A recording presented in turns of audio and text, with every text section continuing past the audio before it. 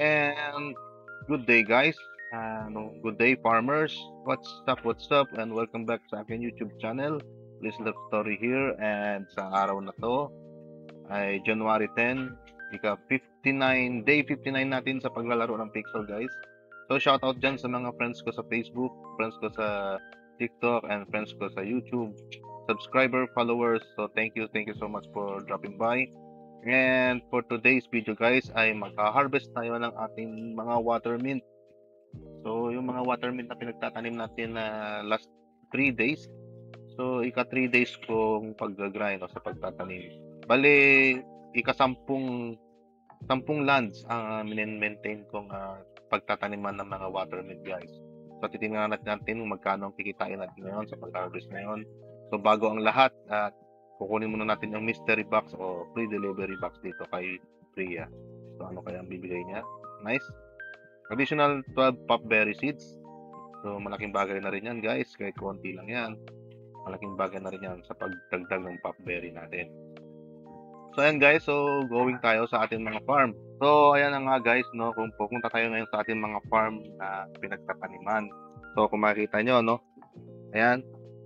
So nakalist yung mga farm na pinagtaniman natin. So, 10 lands ang pinagtataniman ko ng water mint. So, January 8, 7:45 AM ako nag-start magtanim ng water mint. So, kung makikita nyo, tingnan natin kung ilan ang magkano ang makikitain natin ngayong araw.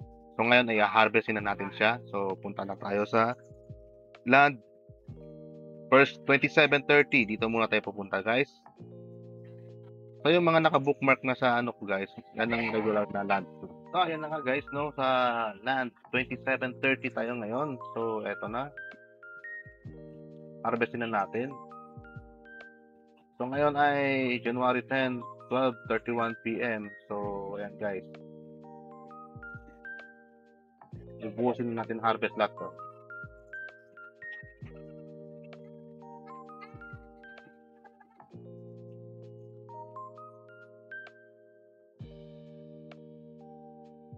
Okay guys, naubusan natin harvest and lilipat na tayo sa kabilang land.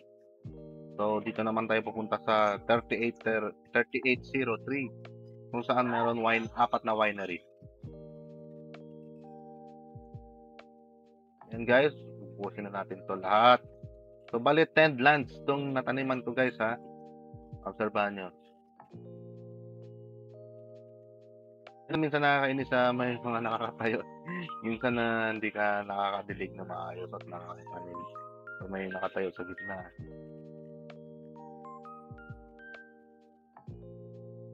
So update natin guys dun sa play to airdrop. So napapansin nyo hindi ako ngayon naglalaro ng gumagawa ng task sa play to airdrop.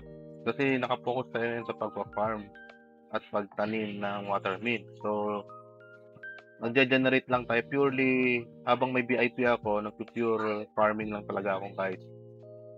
Para ma-maximize ko kung makikita ko kung magkano talagang ROI ko. Kaya din ako document ko tong daily routine ko bilang VIP hanggang 3 months. So para malaman natin kung magkano yung ROI ko talaga o magkano yung talagang kinita ng pag-purchase ng VIP. Diyan at dito natin malalaman.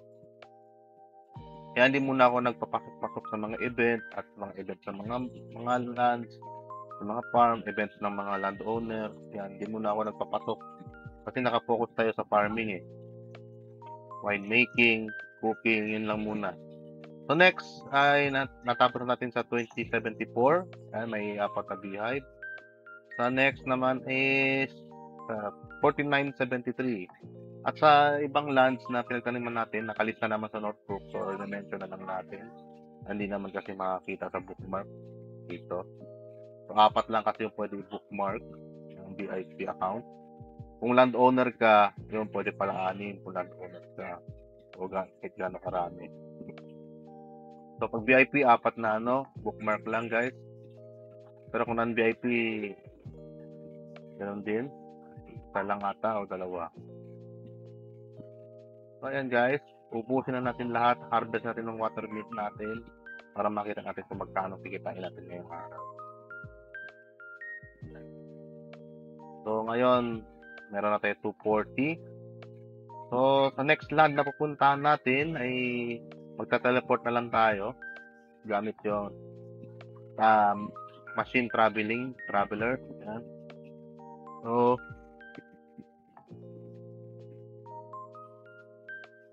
dito tayo punta sa top farms. Yan, dito tayo punta. Next land pupuntahan natin, guys. Gagamit tayo ng Infinity Portal. Infinite Portal. Okay? Tama. Okay. Dito naman tayo sa land 336, guys. So, hindi siya naka-bookmark. So, itatype na lang natin. Nakalis lang to sa notebook ko. Ikalimang land na pinananan natin na water mill.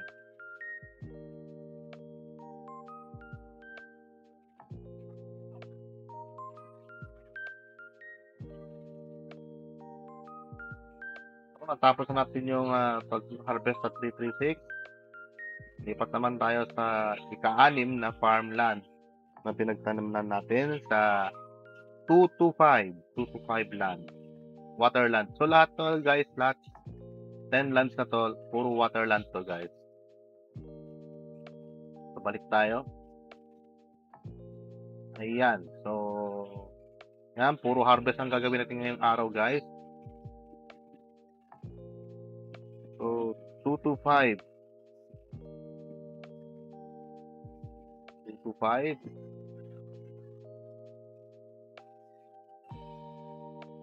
Ayan, matured na rin yung mga watermill na pinagtaniman natin sa tutulan 25. So, harvest na natin lahat to.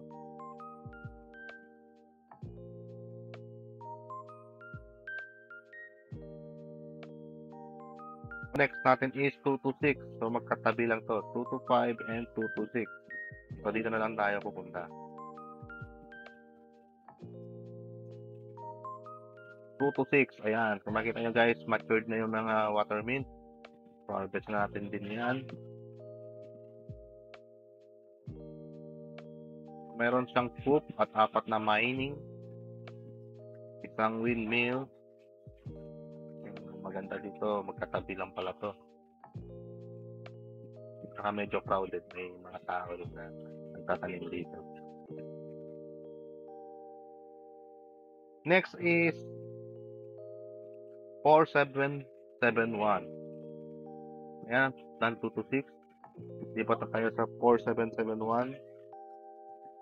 Sa ika-8 land na pinagtaniman natin ng watermill. Sana masakto yung ano natin, energy natin, no? Pag-harvest ng mga watermill natin ngayon. 4771. Meron pa tayo 300 na energy. Kaya pa siguro yan, guys.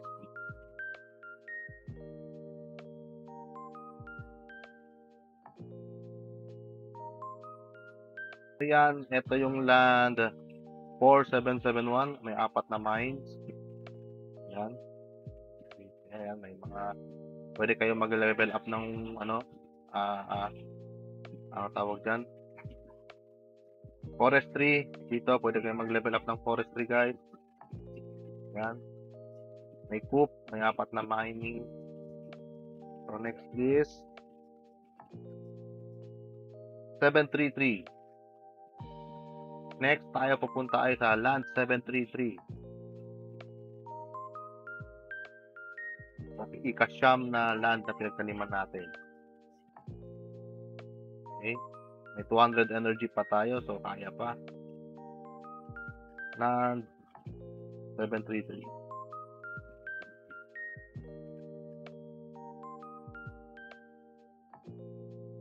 Ayan, mature na rin. So bali, guys, nagsimula ako magtanim ng watermill nung ano pa, nung January 8 ng alas 7 ng umaga. So 10 lands itong pinagtaniman ko ng watermill. So ngayon lang January 10 na natin i-harvest lahat. Supposed to be dapat kagabi pa eh. Kaya lang nantok na ako, tinamad na ako mag-harvest. Sabi ko, gagawa pa ako ng content eh. para ma-update kayo guys. Sa lahat ng mga subscriber ko, followers ko dyan, sa YouTube, Facebook. Thank you so much. Thank you so much. Ayan guys, tapos na tayo sa 733 land. Dito na tayo sa pinakahuling land na pinagtanaman natin ng watermill. Sa land 3955. So pupuntahan na natin ang 3955 land. Guys. So, meron pa tayo 194 energy. So, kaya na. So, sakto lang yung energy na naipon natin ngayong araw at na-harvest natin lahat ng mga watermill. So, land 3955. 3955. Land 3955. Go. So, yan guys, dito sa land 3955, meron siyang 4 na sluggery. So, pwede kayo maglalagay ng slugs dyan guys at may manok din dito. Sa mga nagpapalevel sa play to airdrop, dito rin may forestry guys. So, ako, sulit na sulit dito sa land 3955. Shout out sa'yo, land owner. So ngayon, ako guys, nagpo-focus lang ako farming ng watermill para magpag-generate ng berry. So nag-iipon talaga ako ng berry. So hindi muna ako play to airdrop ngayon dahil ano lang yung energy ko. Tawag dyan, madi-divide lang sa ibang task. So kailangan ko kasi ma-maximize yung pag-generate ng berry. Kasi i-document ko ang kikitain ng isang VIP, nagpa-VIP, kung magkano yung kikitain niya sa pag-invest sa 3 months. So, ayan guys, ito ang patunay at ito yung live na task ginagawa ko araw-araw. Pakita nyo. So, ayan, comment down below kung anong sa tingin nyo. So, ayan guys, punta na tayo sa Terra Villa at natapos natin i-harvest ng ating mga watermill. So, ang gagawin natin next is, ano ba? Gagawin natin wine or ibenta na natin. So, ayan guys.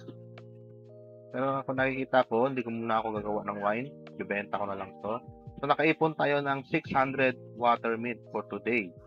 So, January 10, 12:44 p.m. Naka-harvest na tayo ng 600 watermill sa 10 lands na ating pinagtaniman ng watermill. So, almost 3 days din to guys. Umabot kasi January 8 ako nagsimula ng umaga. January 8, 9, 10. So, 3 days kong grinding sa 10 lands. So, ayan guys, makikita nyo, in 3 days, makakakaroon kayo ng 600 watermill. So, tingnan natin magkano ang kikitain natin ngayong araw. So, as of today, meron tayong 38,827.41 berry. So, ngayon, ibebenta na natin itong watermill natin. Kay Hazel. So, ayan. 600.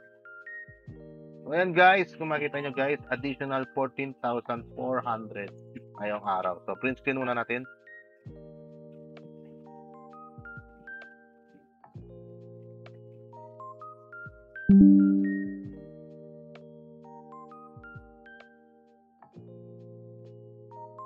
As you can see guys, eto na nga guys, no? At bebenta na natin yung watermill natin sa halagang 24 berries each. So, meron tayo 14,400. Sell it now. Ayan guys, no? So, ngayon guys, update tayo. Meron na tayong 53,227.41. So, ayan guys, no? 14,000 berry in 3 days. Yan ang kinita ko ngayon guys. So, and guys, kung nagustuhan nyo itong video na to, please click the like button and comment down below kung anong sa tingin nyo, anong magandang gawin next pagkatapos ng VIP natin. So, ayan guys, thank you so much for dropping by. Hanggang dito na lang. So, para ma-excel yung video natin, update ko na lang kayo ulit sa next video natin kung anong mangyari. So, by the way guys, kung maabutan ko pa ang play to airdrop, pero I think hindi muna ako mag-play to airdrop, hindi muna ako focus kasi ngayon, ang gagawin ko lang talaga is mag-generate ng berry. So, update natin pala ngayon ng price ng berry kung magkano.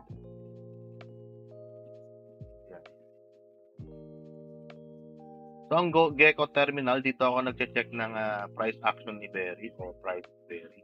So, sa ngayon guys, nasa ibaba na si Berry. So, nasa price niya is 0.0009202. Ayan guys. So, nasa mababang presyo ngayon si Berry. So, magandang bumili.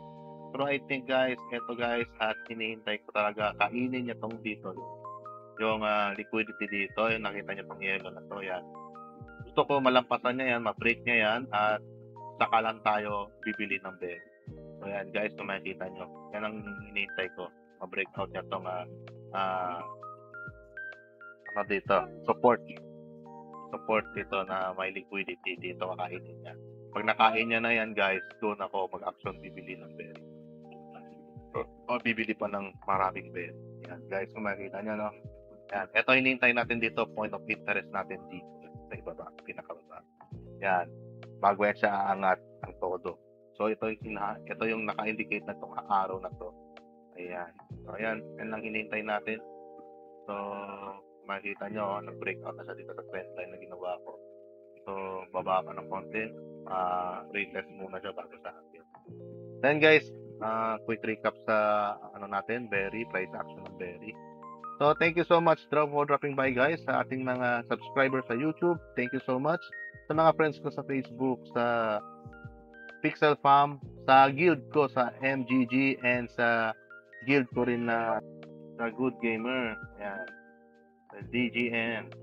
Thank you so much sa pag-adapt sa akin, at also sa guild MGG.